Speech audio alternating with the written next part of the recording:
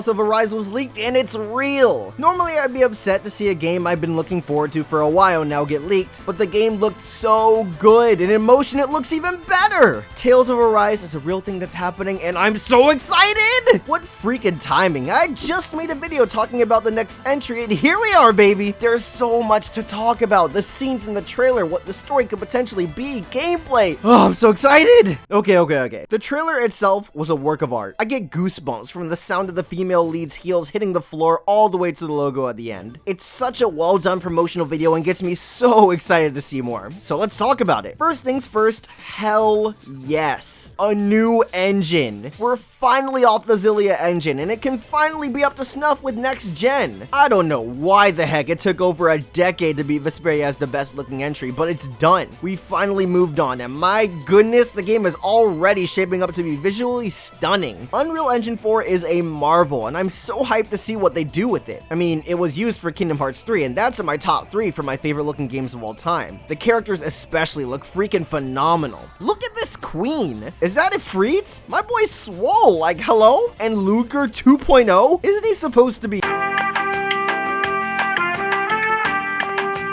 This new protagonist, at least I assume he is, looks kinda badass, not gonna lie. Can't wait to learn more about these two, even if I've got some speculating about them coming up in just a bit. Moreover, the glimpses of the different locations in this world, or I guess worlds, all look gorgeous. Xenoblade Chronicles really left an impact on gaming because now everything's going for that open world approach. Zestiria did this best, and even then there's a lot more we can do with it. Seems to me that's exactly what's going down, so dope. I'm hoping there are a lot of areas because as the trailer states, there are 2 whole worlds. The scale of this game has the potential to be the biggest this series has ever seen, which sounds amazing. Also, the trailer music, mwah, mwah, mwah, mwah. Is this Motoi Sakuraba? This sounds great! Unless it's Goshina, in which case, hey man. You go, Goshina. Seriously, Bamco, please bring him back. Zestiria's soundtrack was so good. All of that can be applied to the rest of the trailer. The shots and composition all look freaking fantastic. The cutscenes are going to be a lot more involved from the looks of it. All the effects and colors and textures and characters. This game looks crazy, man. It looks so good. And I'm beyond excited to see more. Now for a deeper look into things, starting with the gameplay. At least what we can infer from this one trailer. We're looking to continue on with improving Grace Zeff's combat, and I'm hoping we manage to top it this time. I don't think this is a hot take, but as much as I love the battle system in Berseria and am indifferent to Zestiria's, Grace Zeff still brings the heat. That's not inherently bad, but we're trying to improve on it, you know? Let's see if we can actually do that this time. It's hard to tell much about the combat because I'm sure a bunch of these shots aren't really the angles we'll be getting in combat, just stuff for cinematic effect, but a couple of things stood out to me. For one, look at this! Dodge rolling! What are we, Kingdom Hearts boys now? That's so cool! And the dodging mechanic of the recent games looks to be making a return as Luger 2.0 barely dodges an attack and he starts to glow for a second before the clip cuts to something else. Really like the mechanic of dodging at the last second, so I'm glad that's making a return. I'm also really glad that we can dodge roll, as that means the combat system's gonna be making a couple of tweaks here. Another thing is, by the looks of it, the combat's gonna be taking place on the world map again. Look at the battle arena. You've got roads heading further and further beyond, as well as some background elements that are just aspects of the world. I liked the idea in Zestiria, it was just that battles clearly weren't meant to be in a few locations because the camera in that game was vomit-inducing. If this is to make a return, I'm sure the outcry of the awful camera was heard and that won't be a problem anymore, which is huge. Again, the idea was cool, it just needs to be done right. Not to mention, it just screams next gen that a battle system can seamlessly transition from the world map. That's just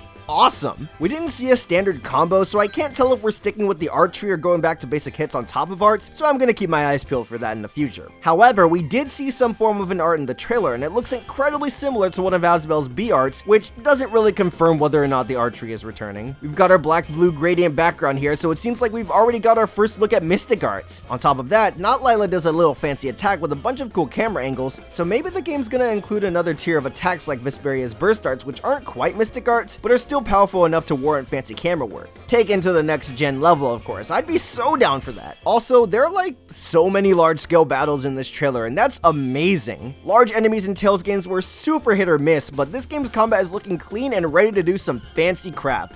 Love to see it. That just leaves story speculation. I admit, I'm pretty sure I'm wrong that this girl is Lila. This series is no stranger to lookalikes, but this one is like the closest one. This girl looks so much like Lila, but alas, I looked up the world Berseria and Zestiria take place on, and it's called Desolation, whereas this game's worlds are called Donna and Reina. So it is, in fact, an entirely separate story. Kinda wish it was Lila, but it looks like we're done with the previous two Mothership titles lore, and that's fine. Unless there's some major change to the world at the end and it ends up getting its name changed to Desolation for some reason, and this is actually the story of Lila traveling the world with Michael, then this is for sure Lila. And I will have been right, but until then, I'm wrong. It's clear that the game's main theme is changing one's fate. I mean, this is usually how Tales games advertise themselves, show the main boy and the main grill along with the theme. And I've got to say, I'm curious what they do with this. The story's about one world ruling over another, so maybe it's about breaking that cycle and norm? That seems to make the most sense to me, and I'm thinking they're going the Rize Maxia Olympios route again, making one world more technologically advanced over the other. That's probably why Not Lila is holding a freaking gun at us, holy shit. Moving right along, either the world Not Lila is from is full of a bunch of people with magical powers, or she's some exception. I mean, Luger 2.0 pulls a Gaia's Muse trick by whipping out a sword from inside her.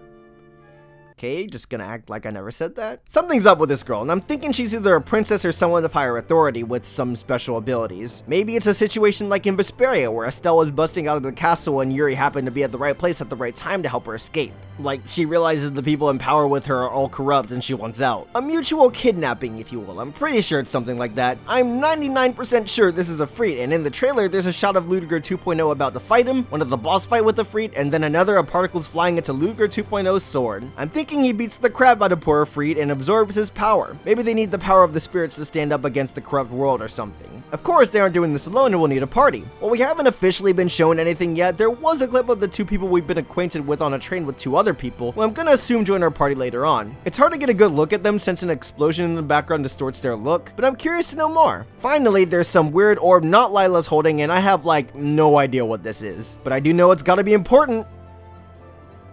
Yeah, that's all I got on that. Enter a couple of more cool trailer shots and it comes to a close with that logo. Not sure if it's the final design as it's incredibly different from past ones, but hey, they're doing a lot new with this game and the logo could be just another thing that's different. But that's it for the trailer. We don't get a release date, but we know it's coming in 2020 and thank goodness for that. They are taking their sweet time to make this game something truly special as they've updated the visuals, world design, and combat. They are being ambitious, and as you may or may not know, that's what I wanted above all else. I made a whole video about what I'd like to see in the next Tales game before we got this beauty revealed, and I'm all about them trying new things to truly expand a series I already love to pieces. I love Tales, so it pleases my heart to know that Bamco is giving the series the care and attention it deserves. Vesperia Definitive Edition was a success, and the series has a shot at becoming mainstream, getting more of a spotlight, truly earning a seat in the JRPG Hall of Fame as it deserves, and I believe this game will be the catalyst of achieving just that. Tales of Arise is as important of a game as it is an ambitious one, and I can't wait to find out more. There's already so much here in this one trailer, and it's just scratching the surface. We've got a lot to learn about this game, and you already know I'm going to be covering and loving it every step of the way until I finally get my grubby hands on it next year. If you're just tuning into the channel, stick around. I'm all about the Tales games and have a whole playlist of videos dedicated to them with much more to come in the near future. But until the game releases, PS4, Xbox One, and PC owners rejoice. You've got something really special headed your way. Switch fans, rest in peace. At least until Tales of Destiny DX and Destiny 2 release in a Destiny Chronicle sort of collection on the console as well as the others. It's happening, I swear, you gotta believe me, I'm on the internet. Thank you for watching, it means so much to me. Links down in the description for more social media to interact with me on, as well as a link to my Patreon where you can support the channel and me with all the benefits for just $1 a month. Thank you to my current patrons for being the coolest people ever, and you will all proceed to be thanked right about now. Shoutouts and thanks across the board to my bank dudes by the lovely names of Alex520, Ben, Cleric Eric, Comic Foil, Corbett, Dominic, Floragrar, Forever Fizz 8,